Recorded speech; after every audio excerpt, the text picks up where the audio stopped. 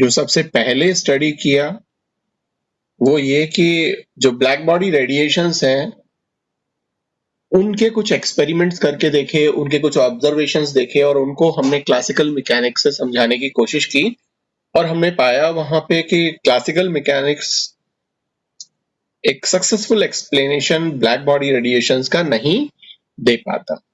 इसी तरह से जो दूसरा फिनोमिना है वो फिनोमिनन है फोटो इलेक्ट्रिक इफेक्ट, जिसको आज हम स्टडी करेंगे क्या होता है फोटो इलेक्ट्रिक इफेक्ट और क्यों जो क्लासिकल मैकेनिक्स है वो किस तरह से इसको एक्सप्लेन करता है और कहां पर ये एक्सप्लेन नहीं कर पाता है, इसके बारे में थोड़ा सा हम बात करते हैं। तो फोटो इलेक्ट्रिक इफेक्ट, वैसे आप लोगों ने कुछ जगहों पर फोटो इलेक्ट्रिक इफेक्ट के बारे में पढ़ा होगा कि या कहीं ना कहीं किसी ना किसी बुक में। अगर हम फोटो इलेक्ट्रिक इफेक्ट की बात करें तो क्या होता है ये फोटो इलेक्ट्रिक इफेक्ट। तो देखो, अगर हम एक मेटल का सरफेस लें, ये हम लेते हैं एक मेटल का सरफेस, ये लिया, ठीक है, और इस मेटल के सरफेस पर हमने क्या किया, कुछ रेडिएशंस डाले, ठीक है, या लाइट जो है वो डाली, इसको हम बोलते हैं रेडिएंट लाइट। रेडिएंट लाइट ये हमने इस मेटल सरफेस पर डाली, ये है आपका मेटल सरफेस। तो जब हम इस मेटल सरफेस पर इस लाइट को डालते हैं तो हम देखते हैं कि इलेक्ट्रॉन्स जो हैं वो यहां से इमिट होना शुरू कर देते हैं। जैसे ही लाइट इस पर पड़ती है वैसे ही ये इलेक्ट्रॉन्स जो हैं वो इमिट होना शुरू कर देते हैं। और ये इलेक्ट्रॉन, जब ये लगातार लाइट पड़ती रहती है तो ये इलेक्ट्रॉन क्या करते हैं, एक तरह का करंट यहां पर फ्लो करने लगते हैं, ठीक है, क्योंकि जब आपको पता है कि जब चार्ज पार्टिकल्स मूव करते हैं तो करंट भी उसके अपोजिट डायरेक्शन में फ्लो होता है। तो जब ये इलेक्ट्रॉन्स यहां से इमिट होंगे तो एक तरह का करंट बनाते हैं, और ये जो करंट है जो इस फोटो लाइट की वजह से है या इस रेडिएशन की वजह से है, लाइट की वजह से, इसीलिए इस तरह के करंट को हम फोटो इलेक्ट्रिक इफेक्ट, ये ये जो प्रोसेस है इसको हम फोटो इलेक्ट्रिक इफेक्ट बोलते हैं। और ये जो करंट यहाँ पर बन रहा है जो इन फोटॉन्स की वजह से बन रहा है, जो इस मेटल सरफेस पर पड़ रहे हैं, तो इस करंट को हम बोलते हैं फोटो इलेक्ट्रिक करंट, ठीक है। और इस प्रोसेस को आपने देखा होगा, जो आजकल आप देखते हो सोलर सेल्स। अब सोलर सेल्स में हम क्या करते हैं, सोलर सेल्स के अंदर हम एक सब्सटेंस लेते हैं, उस सब्सटेंस का एक आप देखते हो कि हम छतों पर जो है वो सोलर पैनल्स जो हैं वो लगा देते हैं। अब रेडिएंट हीट जो है या जो फोटो लाइट है वो इन सरफेस पर पड़ती है और यहाँ से इलेक्ट्रॉन्स जो हैं वो इवॉल्व होते हैं, और ये जो इलेक्ट्रॉन यहाँ से निकल रहे हैं, इमिट हो रहे हैं, इसकी वजह से एक करंट जनरेट होता है, और वो जो करंट है उसी को हम यूज करते हैं हमारी कुछ जहां पर भी जरूरत होती है इलेक्ट्रिसिटी की, तो उस इलेक्ट्रिसिटी को या उस करंट को, जो फोटो इलेक्ट्रिक करंट है, उसका इस्तेमाल हम यहाँ पे करते हैं। तो इस फिनोमिना पे बहुत सारे काम हुए, ठीक है ना, चाहे वो स्मिथ का रहा हो या हर्ट्ज का रहा हो, गीटल का, एल्स्टर का, है ना, हॉलवॉक का, ये बहुत सारे ऐसे लोग हैं जिन्होंने इस फोटो इलेक्ट्रिक इफेक्ट पर बहुत सारा काम किया था। अब क्या ऑब्जर्वेशंस थे, सबसे पहले उन ऑब्जर्वेशंस को, अभी तो हमने ये समझा कि फोटो इलेक्ट्रिक इफेक्ट क्या होता है, अब हम बात करेंगे कि किस तरह के ऑब्जर्वेशंस हमने इस फोटो इलेक्ट्रिक इफेक्ट के दौरान देखे। तो एक ऑब्जर्वेशन तो हमने देखा कि जैसे ही ये फोटो लाइट या रेडिएंट लाइट इस मेटल सरफेस पर पड़ती है, वैसे ही विद इन 10⁻⁹ सेकेंड्स जो इलेक्ट्रॉन्स हैं वो इमिट होना शुरू कर देते हैं इस मेटल सरफेस से, ठीक है ना। मतलब कि किसी तरह का कोई भी टाइम लैग यहां पर आपको देखने को नहीं मिलता। जैसे ही लाइट पड़ना शुरू होती है वैसे ही इलेक्ट्रॉन यहां से निकलने लगते हैं और एक करंट जो है, जो फोटो इलेक्ट्रिक करंट है, वो हमें देखने को मिलता है। तो यहां पर किसी तरह का कोई टाइम लैग नहीं है। ठीक है ना, क्योंकि जैसे ही फोटो रेडिएशन इस मेटल सरफेस पे पड़ेंगे तो 10⁻⁹ सेकेंड्स में ये इलेक्ट्रॉन इवॉल्व होने लगते हैं या इमिट होने लगते हैं। तो ये काफी कम समय है, तो हम ये कह सकते हैं कि यहाँ पर किसी तरह का कोई टाइम लैग नहीं है। तो पहला ऑब्जर्वेशन तो इन्होंने ये देखा कि एकदम से इंस्टेंटेनियस जो फोटो इलेक्ट्रिक इफेक्ट है वो होने लगता है। दूसरा इन्होंने क्या देखा कि जब हम इन रेडिएशंस को इस मेटल पर डालते हैं तो एक मिनिमम अमाउंट की जो लाइट है या फ्रीक्वेंसी की एक जो लाइट है वो हम इस पर डालेंगे तभी ये इलेक्ट्रॉन्स इवॉल्व होते हैं। मतलब कि ये जो फोटो एमिशन हो रहा है, ये जो फोटो एमिशन इसलिए क्योंकि हमने लाइट जो है वो यहां पर डाली है जिसको हम फोटो बोलते हैं और उसकी वजह से इलेक्ट्रॉन्स इमिट हो रहे हैं, इसीलिए इसे हम बोलेंगे फोटो एमिशन। ठीक है ना, तो ये जो फोटो एमिशन है ये इंस्टेंटेनियस है। और दूसरा ये है कि एक मिनिमम फ्रीक्वेंसी यहां पर हमें देनी पड़ती है।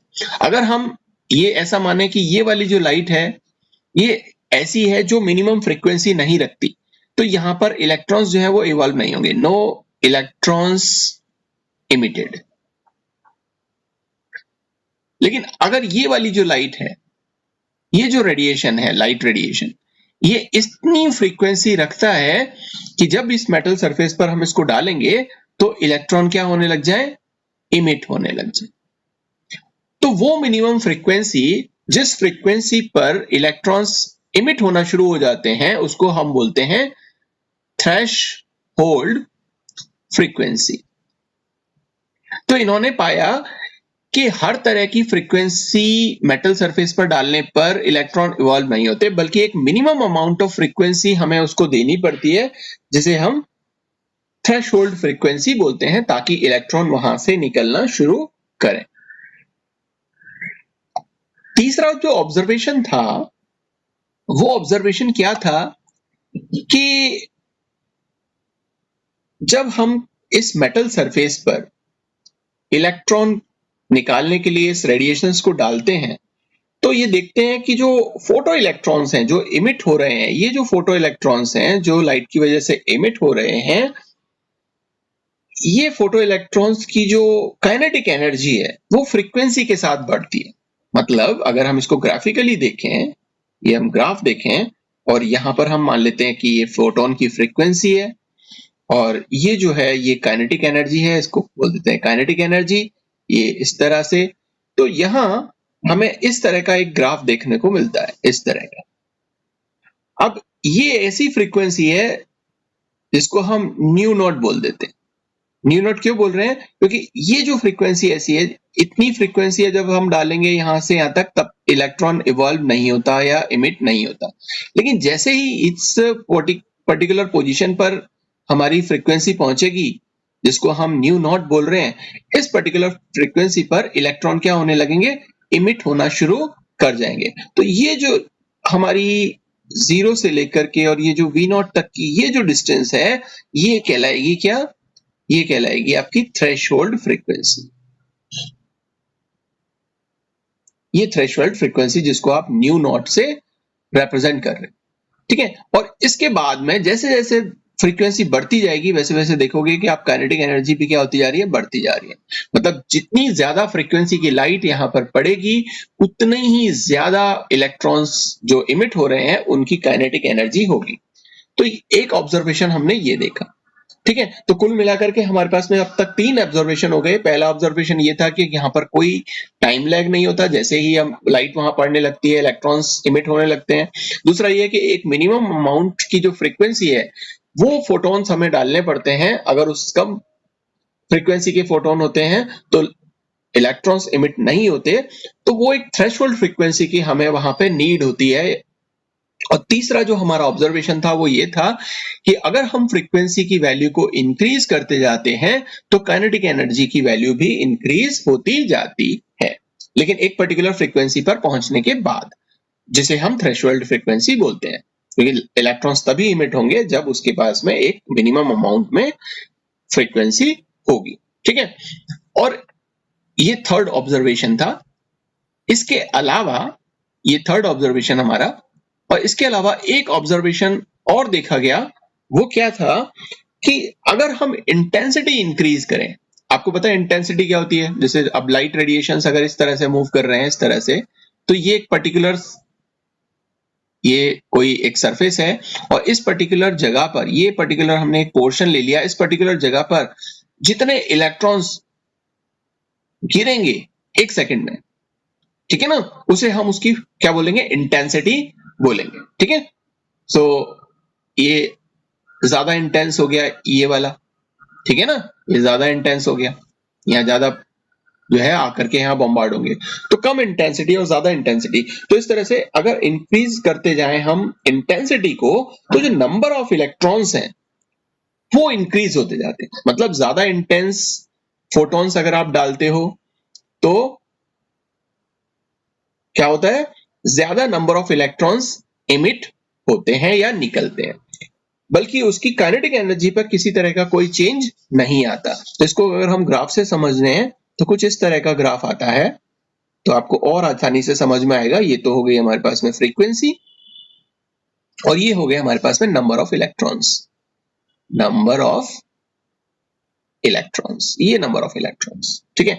तो ये मान लो कि हम ये एक पर्टिकुलर फ्रीक्वेंसी की एनर्जी को वहां या फोटॉन्स को एक मेटल सरफेस पे डालते जा रहे हैं, और ये एक पर्टिकुलर फ्रीक्वेंसी तक किसी तरह का कोई इलेक्ट्रॉन जो है वो रिवॉल्व नहीं हो रहा, और जैसे ही एक पर्टिकुलर फ्रीक्वेंसी पहुंचेगी वैसे ही यहाँ पर जो इलेक्ट्रॉन्स हैं वो इवॉल्व होना शुरू हो जाते हैं, ठीक है। ये जो फ्रीक्वेंसी है इसको हम न्यू नॉट बोलते हो, जिसको आप थ्रेशोल्ड फ्रीक्वेंसी के नाम से जानते हो। और देखो जैसे जैसे फ्रीक्वेंसी बढ़ती जा रही है वैसे वैसे नंबर ऑफ इलेक्ट्रॉन्स भी क्या होते जा रहे हैं, इंक्रीज होते जा रहे हैं। इस तरह से आप देखो नंबर ऑफ इलेक्ट्रॉन्स क्या हो रहे हैं, इंक्रीज होते जा रहे हैं, ठीक है। लेकिन अगर मैंने इंटेंसिटी को चेंज कर दिया तो वही थ्रेशोल्ड फ्रीक्वेंसी वही रहेगी, है ना, थ्रेशोल्ड फ्रीक्वेंसी क्या रहेगी, सेम वही रहेगी, और इलेक्ट्रॉन्स यहां से इमिट होना शुरू हो जाएंगे, और इस तरह का आएगा एक ग्राफ।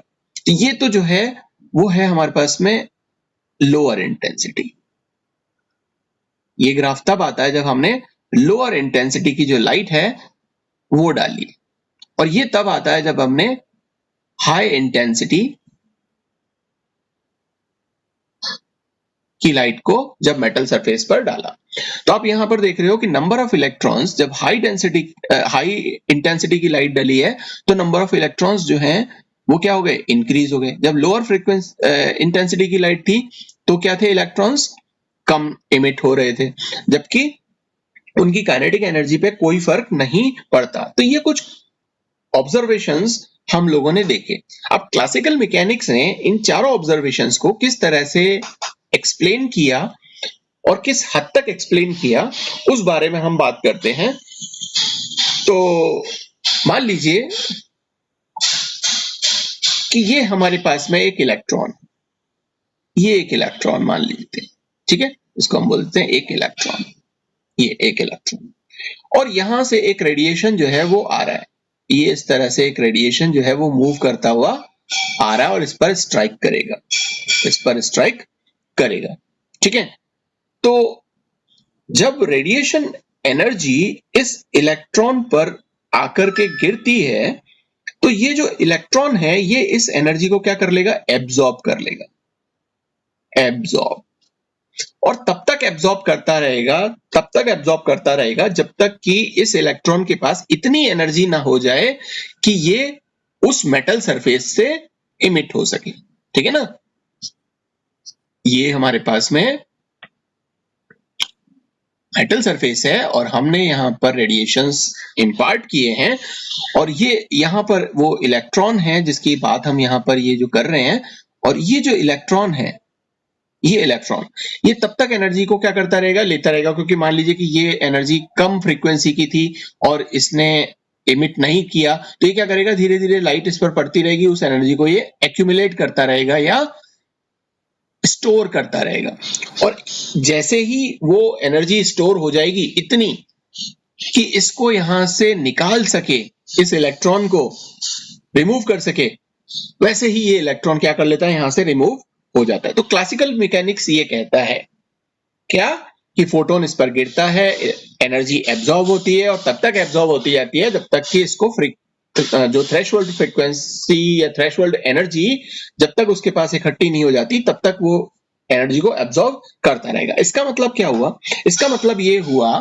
कि अगर हमने यहाँ पर रेडिएशन डाला और ये जो रेडिएशन जो हम डाल रहे हैं यहाँ पे, उस रेडिएशन के पास उतनी एनर्जी नहीं थी जो इस इलेक्ट्रॉन को रिमूव कर पाए, तो ये इलेक्ट्रॉन क्या कर रहा है? इस एनर्जी को एब्जॉर्ब करता रहा और लगातार इस पर ये रेडिएशन गिरते जाएंगे और ये लगातार एनर्जी को स्टोर करता रहेगा।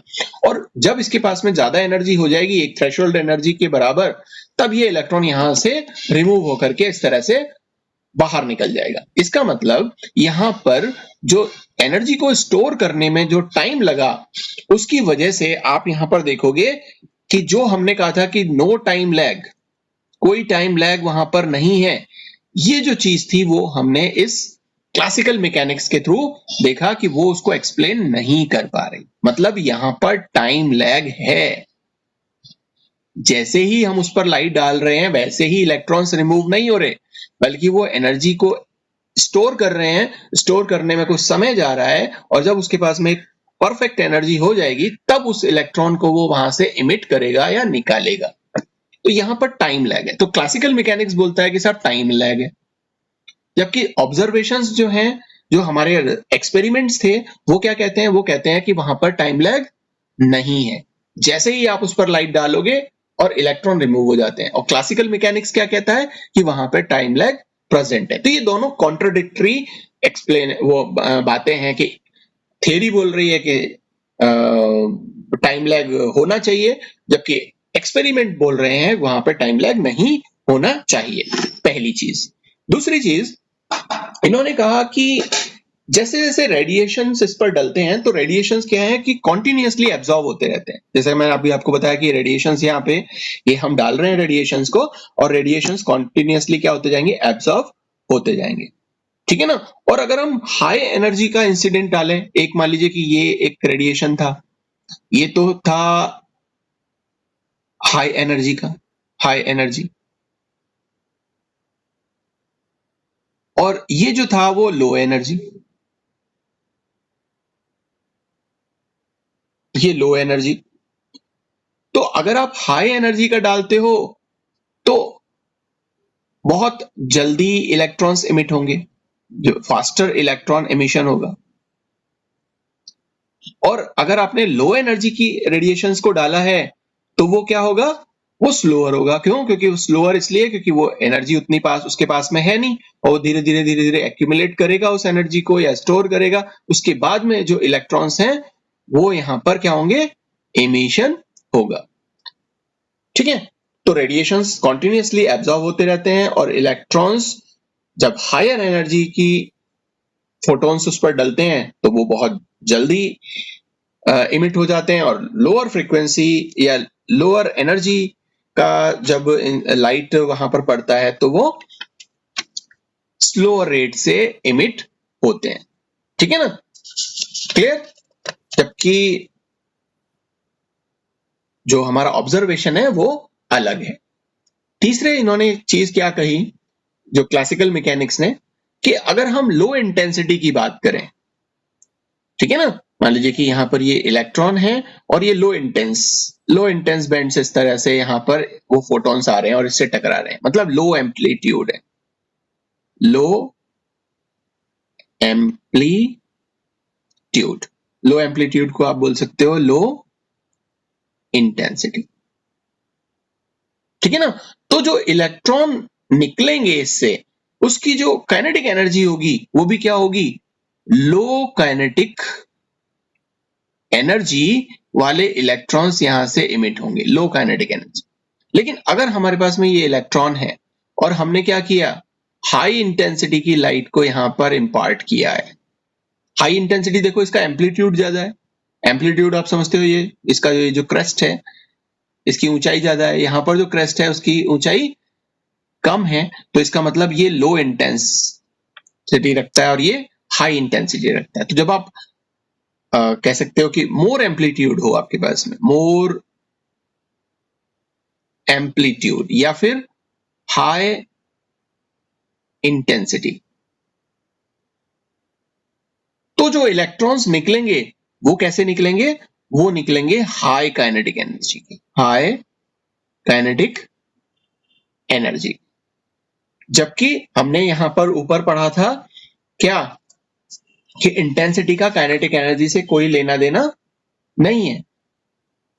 नंबर ऑफ इलेक्ट्रॉन्स जो है वो ज्यादा इंटेंस, अगर आप लाइट वहां पर डाल रहे हो तो वहां पे नंबर ऑफ इलेक्ट्रॉन्स तो ज्यादा निकलेंगे, और कम इंटेंसिटी की लाइट डालेंगे तो वहां कम इलेक्ट्रॉन्स इमिट होंगे, लेकिन जो काइनेटिक एनर्जी है वो क्या रहेगी? सेम रहेगी। लेकिन यहां पर क्लासिकल मैकेनिक्स क्या कहता है? क्लासिकल मैकेनिक्स कहता है कि ज्यादा इंटेंसिटी या मोर एम्पलीट्यूड की लाइट डालने पर हाई काइनेटिक एनर्जी के इलेक्ट्रॉन्स इमिट होते हैं, जो कि दोनों ही जो बातें हैं वो क्या है?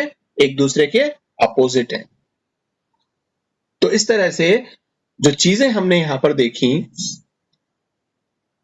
वो जो हमारे एक्सपेरिमेंटल ऑब्जर्वेशंस थे, और जो हमारे पास में क्लासिकल मैकेनिक्स के थ्रू जो एक्सप्लेनेशन है, जो थ्योरी है, उस थ्योरी से वो एक्सपेरिमेंटल जो बातें हैं वो एक दूसरे को एक्सप्लेन करने में यहां पर कैपेबल नहीं है। ठीक है ना? इसी तरह से एक और चीज काइनेटिक जो हमारा क्लासिकल मैकेनिक्स है वो और क्या बताता है कि अगर हम इंटेंसिटी में इंक्रीज करें तो फास्टर इलेक्ट्रॉन्स जो हैं वो मिलने चाहिए, ना कि ज्यादा इलेक्ट्रॉन मिलने चाहिए। जबकि ये उल्टा बोल रहा है। यहां पर हम देखें तो वो कह रहा है कि अगर ज्यादा इंटेंसिटी की अगर आप लाइट रेडिएशंस को डालते हो तो ज्यादा इलेक्ट्रॉन्स मिलते हैं, और काइनेटिक एनर्जी सेम रहती है, जितनी लो में थी उतनी ही। लेकिन जो क्लासिकल मैकेनिक्स है वो क्या कहता है? वो कहता है कि अगर इंटेंसिटी ज्यादा रखोगे तो इलेक्ट्रॉन्स फास्टर जाएंगे, मतलब हाई काइनेटिक एनर्जी रखेगा, और उनके इलेक्ट्रॉन्स क्या रहेंगे? सेम रहेंगे। दोनों ही उल्टी बातें कर रहे हैं, जो ऑब्जर्वेशंस है और जो क्लासिकल मैकेनिक्स है, दोनों ही। तो इस तरह से हम ये कह सकते हैं कि जो एक्सपेरिमेंटल ऑब्जर्वेशंस हैं वो क्लासिकल मैकेनिक्स के जो प्रेडिक्शंस हैं उनसे मैच नहीं कर रहे, और ना ही ये क्लासिकल मैकेनिक्स इसको एक्सप्लेन कर पा रहे हैं।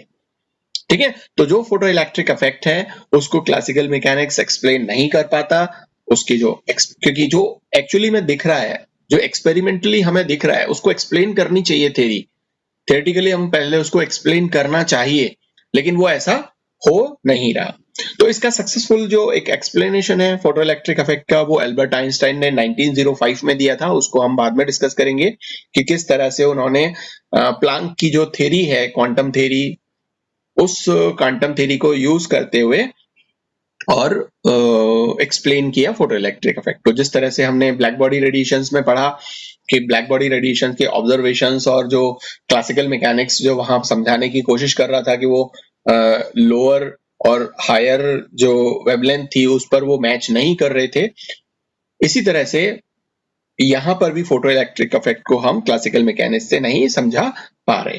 ठीक है? तो जब तक क्वांटम मैकेनिक्स का एक्चुअली जन्म नहीं हुआ था, इस वजह से ये सारी प्रॉब्लम हो रही थी, और हमारा जो दायरा था सोचने का वो सारा का सारा क्लासिकल मैकेनिक्स के थ्रू ही था, कि जैसा हमने पढ़ा था, जैसा हमने समझा था, ऑब्जर्वेशंस के अकॉर्डिंग देखा था क्लासिकल मैकेनिक्स को, वही बातें हमारे दिमाग में थी, और हम जो भी चीजें यहाँ समझाने की कोशिश कर रहे थे वो उसी तरीके से समझाने की कोशिश कर रहे थे जो लॉज हमारे पास में क्लासिकल मैकेनिक्स के अवेलेबल थे।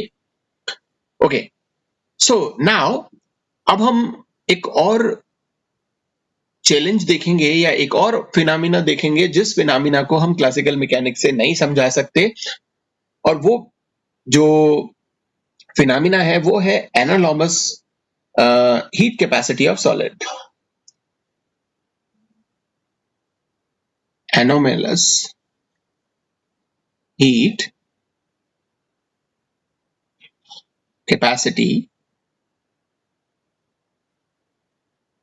of solids। मतलब सबसे पहले तो हमें समझना पड़ेगा कि हीट कैपेसिटी क्या होती है। ठीक है? तो देखो, कोई भी हमने यहां पर सब्सटेंस ले लिया, मान लीजिए कि ये कोई हमने सब्सटेंस ले लिया, ठीक है? ये कोई सब्सटेंस है आपका और आप इसको क्या कर रहे हो, हीट रेडिएशंस प्रोवाइड कर रहे हो, तो ये हीट रेडिएशंस को क्या करेगा, एब्जॉर्ब करता रहेगा। ये जो हीट रेडिएशंस इस पर पड़ रहे हैं उन हीट रेडिएशंस को एब्जॉर्ब करता रहेगा और एब्जॉर्ब करने के बाद में यहां से इमिट भी करता रहेगा। तो यहाँ एब्जॉर्प्शन और इमिशन दोनों काम चलते रहते हैं। तो हीट कैपेसिटी किसे बोलेंगे कि वो अमाउंट ऑफ हीट जो ये एब्जॉर्ब कर रहा है, ये जो ऑब्जेक्ट है ये एब्जॉर्ब कर रहा हो या इमिट कर रहा हो, जो इस यूनिट वॉल्यूम को या ये जो यूनिट मास हमने छोटा सा मास लिया है इसका, इसके एक यूनिट टेम्परेचर को चेंज कर दे, उस हीट को हम बोलेंगे हीट कैपेसिटी। ठीक है, मेरी बात समझ गए होंगे आप कि अगर हमने कोई एक यूनिट मास सब्सटेंस लिया, एक यूनिट मास सब्सटेंस लिया, 1 यूनिट मास सब्सटेंस, अब ये यूनिट मास कुछ भी हो सकता है, वो जैसा भी हमने, ठीक है ना, लिया हो, तो एक यूनिट मास सब्सटेंस आपने लिया, इस पर रेडिएशंस डाले, ये इस हीट रेडिएशंस को या तो इमिट करेगा या एब्जॉर्ब करेगा। तो पहले एब्जॉर्ब के केस में देख लेते हैं कि मान लीजिए कि ये एब्जॉर्ब कर रहा है, तो ये 1 यूनिट मास का एक ऑब्जेक्ट इस हीट रेडिएशंस को एब्जॉर्ब करे और 1 यूनिट टेम्परेचर बढ़ा दे, या आप ये कह सकते हैं कि 1 डिग्री सेल्सियस टेम्परेचर को इंक्रीज कर दे।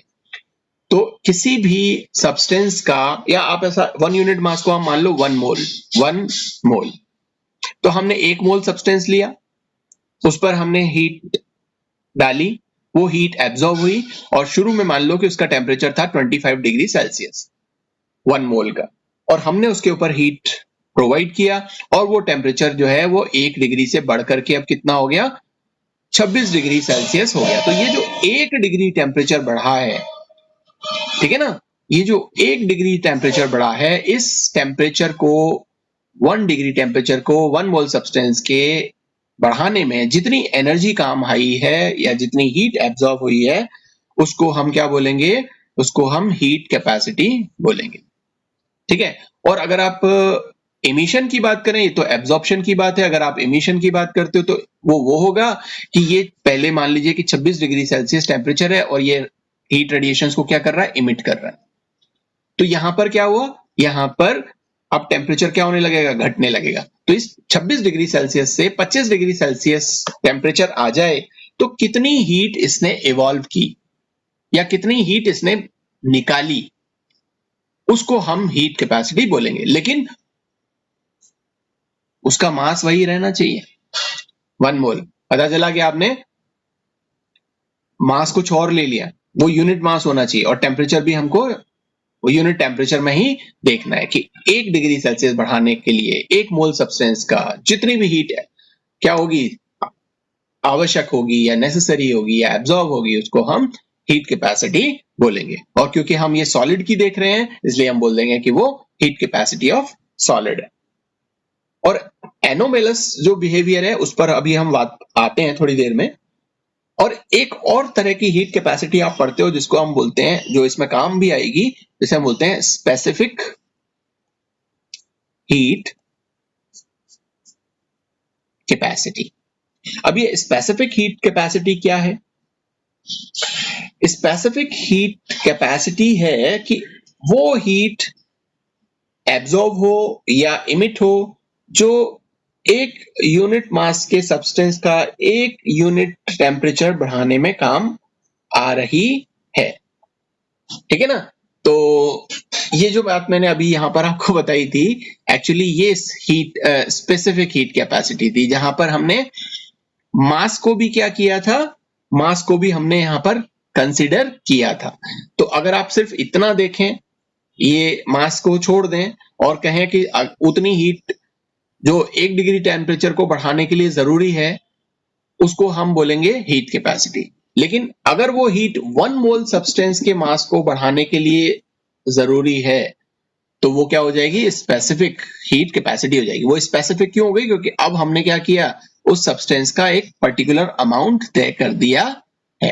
ठीक है, मेरी बात आप समझ गए होंगे कि अगर 1 डिग्री सेल्सियस टेम्परेचर बढ़ाने के लिए जितनी हीट एब्जॉर्ब होगी उसे हम हीट कैपेसिटी बोलेंगे, और अगर 1 मोल सब्सटेंस का टेम्परेचर 1 डिग्री बढ़ाने के लिए जितनी हीट की जरूरत होगी उसे हम स्पेसिफिक हीट कैपेसिटी बोलेंगे। ठीक है, तो हीट कैपेसिटी आपको समझ में आ गई। अब हम बात करते हैं हमारी मेन कि क्या है। तो अब हम बात करेंगे कि साहब क्या ऑब्जर्वेशन क्या है, एक्सपेरिमेंट क्या है, ऑब्जर्वेशन। जैसा अभी थोड़ी देर पहले भी हमने फोटोइलेक्ट्रिक इफेक्ट में सबसे पहले ऑब्जर्वेशंस देखे, फिर उसको क्लासिकल मैकेनिक्स के थ्रू देखा कि क्लासिकल मैकेनिक्स इसको किस तरह से एक्सप्लेन करेगा। इस तरह से हमने ब्लैक बॉडी रेडिएशंस में हमने देखा। इस तरह से यहाँ पर एक ऑब्जर्वेशन देखते हैं या एक्सपेरिमेंट देखते हैं। तो इस एक्सपेरिमेंट को किया एक्चुअली ड्यूलॉन्ग और पेटाइट ने। ठीक है ना, 1819 में ड्यूलॉन्ग और पेटाइट ने एक एक्सपेरिमेंट किया जिसके हिसाब से उन्होंने क्या कहा, उन्होंने कहा कि स्पेसिफिक हीट ऑफ सॉलिड, कोई भी सॉलिड, उसकी जो स्पेसिफिक हीट है और उसका जो एटॉमिक वेट है उसको अगर आप मल्टीप्लाई करें तो ये जो वैल्यू आती है वो आती है कांस्टेंट। ठीक है, वो आपको यहां से भी समझ में आ रहा होगा, क्योंकि 1 मोल का वेट क्या होगा, 1 मोल वेट का वो एटॉमिक वेट आ गया उसका। ठीक है ना, कि साहब उसमें इतने मॉलिक्यूल इतने एटम्स प्रेजेंट थे तो वो उसका एटॉमिक वेट, उसको अगर हम स्पेसिफिक हीट से मल्टीप्लाई करें तो वो एक कांस्टेंट आएगा। ठीक, अब ये जो कांस्टेंट है वो कितनी वैल्यू रखता है, ये वैल्यू रखता है 6.4 कैलोरी पर डिग्री पर ग्राम एटम्स, और या फिर आप इसको कह सकते हो जो लगभग बराबर होता है 25 जूल पर केल्विन पर मोल। ठीक है ना, तो ये वैल्यू आती है, ये बताया ड्यूलॉन्ग और पेटाइट ने। और ये जो लॉ है ये हाई टेम्परेचर्स पर, एट हाई टेम्परेचर पर काम करता है, बट लो टेम्परेचर पर अगर हम इसको देखें, लो टेम्परेचर पर हम इसको देखें तो ये काम नहीं करता। ठीक है, इसको थोड़ा सा समझने की कोशिश करते हैं और यहां पर एक ग्राफ के थ्रू हम बात करेंगे। तो एक ग्राफ लेते हैं और उससे इसको थोड़ा सा समझेंगे कि क्या हो रहा है यहाँ एक्चुअली। तो ये हमने एक ग्राफ बनाना है और ये हमारे पास में है टेम्परेचर। ठीक है ना, एब्सोल्यूट टेम्परेचर मान लीजिए इसको। ठीक है, या सिर्फ टेम्परेचर मान लीजिए। ठीक है, ये टेम्परेचर है और ये है जो हीट कैपेसिटी है वो, जिसको हम CV से रिप्रेजेंट करते हैं, हीट कैपेसिटी। ठीक है, ये हमने लिया CV। ठीक, at constant volume heat capacity, constant volume ऐसे ही होती है, heat capacity at constant pressure, उसको हम CP से रिप्रेजेंट करते हैं, बट यहाँ पर हम कांस्टेंट वॉल्यूम की बात कर रहे हैं, उसको हम ले लेते हैं CV। वॉल्यूम हमने सेम रखा हुआ है, मतलब हमने बोला था ना कि अभी 1 मोल रखना है, तो वो 1 मोल रखना है तो वॉल्यूम सेम हो गया। ठीक है, प्रेशर हम यहाँ पर डिस्कस नहीं कर रहे। तो हमें जो ग्राफ मिलता है एक्चुअली वो क्या मिलता है, वो कुछ इस तरह का ग्राफ मिलता है, इस तरह का एक ग्राफ मिलेगा। ठीक है, जिसमें ये जो वैल्यू है ये तकरीबन होती है कितनी, हीट कैपेसिटी को अगर हम यहाँ पर रिप्रेजेंट करें तो ये है 6, ये है इधर 7, ये है 5, ये है 4, 3, 2, 1। ये देखो स्केल पर नहीं है ना। अब ये मत बोलना कि साहब इतना सा डिस्टेंस आपने 1 बता दिया और बाद में डिस्टेंस को बढ़ा दिया है। ठीक है ना, तो स्केल पर नहीं बनाया, बट आप स्केल पर बनाओगे तो आपको, मैं यहाँ पर सिर्फ ये दिखाना चाह रहा हूँ कि ये जो वैल्यू आ रही है वो 6.4 आ रही है। ठीक है ना, ओके। और यहाँ पर टेम्परेचर आप देखोगे तो ये टेम्परेचर कुछ इस तरह से मूव कर रहा है। तो इस पर्टिकुलर टेम्परेचर पर ये वैल्यू जो है वो कांस्टेंट होना शुरू हो जाती है CV की। ठीक, अब ये क्या कहता है कि ये जो ग्राफ आता है, ये ग्राफ बहुत अच्छा आएगा कब, जब हमने कॉपर लिया हुआ हो या सिल्वर लिया हो या हमने गोल्ड लिया हो, टिन लिया हो, लेड लिया हो। इस तरह से कुछ सब्सटेंसेस अगर हम लें तो यहां पर बहुत सारे सब्सटेंसेस ऐसे हैं जिस पर ये बहुत अच्छा, ये जो ग्राफ है ये बहुत इजीली हम उसको एक्सप्लेन कर सकते हैं। बट बहुत सारे सब्सटेंसेस हैं हमारे पास में, जैसे बेरिलियम, बोरॉन, कार्बन, सिलिकॉन, ठीक है ना, एंड सो मोर। इसमें अगर आप देखोगे तो ये जो CV की जो वैल्यू आएगी वो क्या आएगी, काफी ज्यादा स्मॉल आएगी,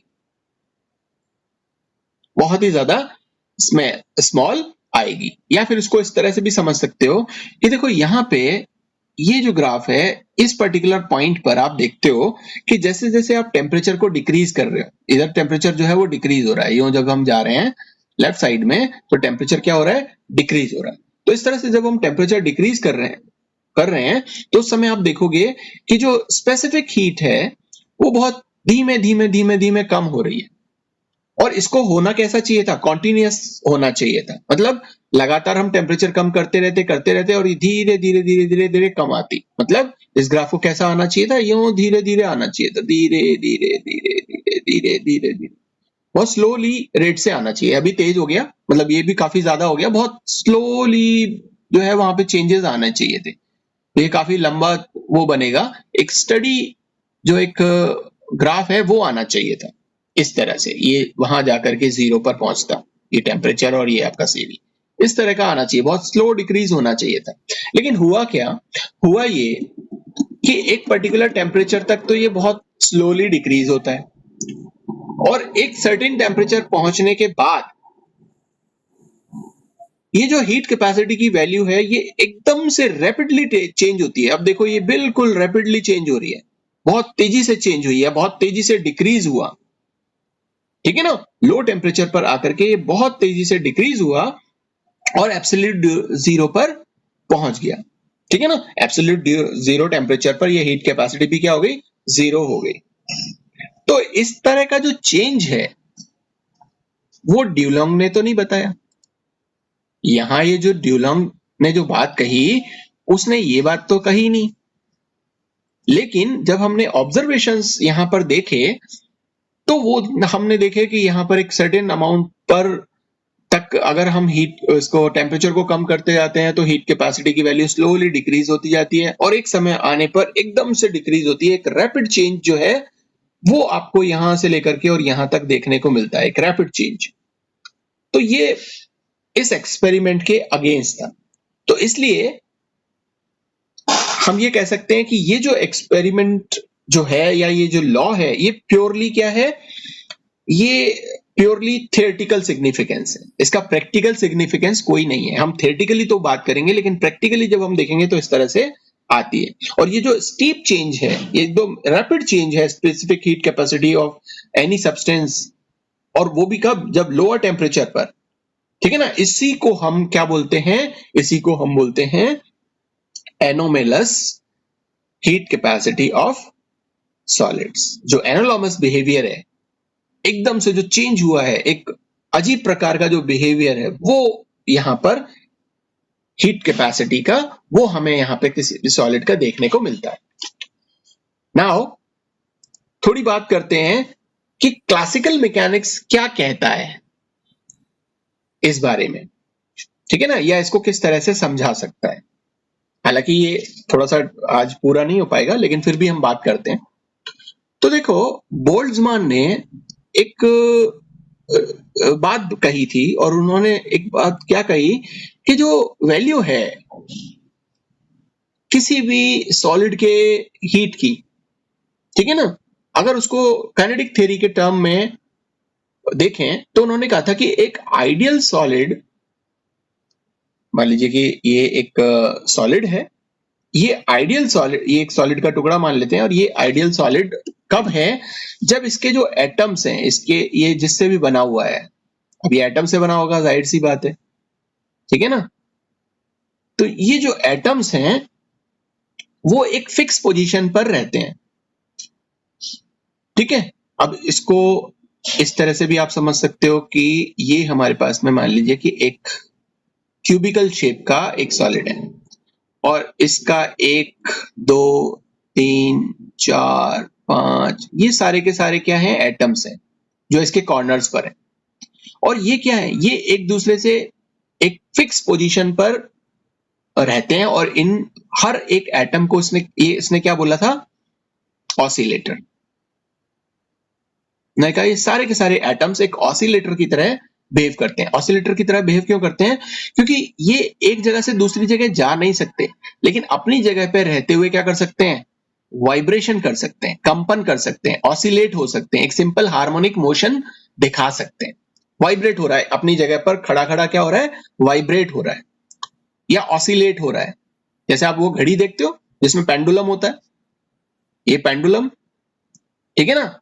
अब ये यहां पर रुका होता है और ये क्या करता है, इसी जगह पे फिक्स रहता है, लेकिन इधर मूव करेगा, फिर इधर आके मूव करेगा, ये पूरा ऐसे घूमता रहता है, यूं यूं यूं यूं यूं यूं चक्कर, ये सिंपल हार्मोनिक मोशन करता रहता है, लेकिन अपनी जगह पर रहते हुए, ये इसकी पोजीशन चेंज नहीं होती। ऐसे ही इन एटम्स की पोजीशन भी क्या है, वो चेंज नहीं होती, वो यहां रहते हुए वाइब्रेट करता रहेगा, ठीक है ना। अब वो वाइब्रेशन इस दिशा में भी हो सकता है, इस दिशा में भी हो सकता है, वो इस तरह से ऊपर भी हो सकता है, वो नीचे भी हो सकता है, वो इस तरह से भी हो सकता है, इस तरह से भी, मतलब किसी भी डायरेक्शन में क्या हो सकता है, वो वाइब्रेट करेगा या ऑसिलेट करता रहता है, ठीक है ना। और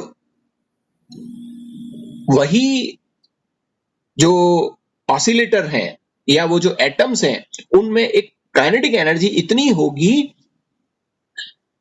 जो सिर्फ और सिर्फ उसको ऑसिलेट कराएगी या उसको सिर्फ और सिर्फ वाइब्रेट कराएगी, केवल वाइब्रेट कराएगी, ठीक है ना। और इसमें कुछ ना कुछ काइनेटिक एनर्जी प्रेजेंट होगी, ठीक है ना। इसमें पोटेंशियल एनर्जी भी होगी, क्यों, क्योंकि ये एक दूसरे को अट्रैक्ट करके रखे हुए हैं। अगर इस एटम की बात करें, इस एटम की बात करें, तो दोनों एक दूसरे को बांधे हुए हैं। देखो यहाँ पे कोई डंडा लगा करके हमने जोड़ा तो नहीं है, ये तो एक अट्रैक्शन फोर्स है जो इन दोनों एटम्स को पास पास रखे हुए हैं। तो यहाँ पर ये जो अट्रैक्शन फोर्स है, ये वाला जो अट्रैक्शन फोर्स है, ये भी इसमें प्रेजेंट रहेगा, ठीक है ना। और जो इसको हम बोलेंगे पोटेंशियल एनर्जी, और ये वाइब्रेट भी कर रहा है तो इसमें है काइनेटिक एनर्जी। मतलब ये जो ऑसिलेटिंग एटम हुआ, ऑसिलेटिंग जो एटम है या ऑसिलेटर है, उसके पास में जो टोटल एनर्जी होगी, टोटल एनर्जी वो किसके बराबर होगी, वो बराबर होगी, इसको हम E मान लेते हैं, वो बराबर होगी आपकी kinetic energy plus potential energy. Potential energy मतलब जो अट्रैक्शन है इन दोनों के बीच का, ये जो अट्रैक्शन है, ये पोटेंशियल एनर्जी, और जो ये वाइब्रेट कर रहा है उसकी वजह से इसमें ये काइनेटिक एनर्जी होगी। तो ये टोटल एनर्जी इसके पास में है, ठीक। अब हम देखते हैं काइनेटिक एनर्जी क्या होती है भाई। तो काइनेटिक एनर्जी को आप पढ़ते हो half mv square plus potential energy ले लो, ठीक है ना। Okay, so half mv square को और कैसे लिख सकते हो, आप ऐसे लिख सकते हो, देखो mv क्या होता है, ये होता है आपका मोमेंटम होता है। तो आप यहां पर देखो, ये mv मोमेंटम, ठीक है, और इसको अगर हम स्क्वायर कर दें तो क्या हो जाएगा, p स्क्वायर, मोमेंटम का स्क्वायर अपॉन m कर दो, क्योंकि एक m का स्क्वायर हमने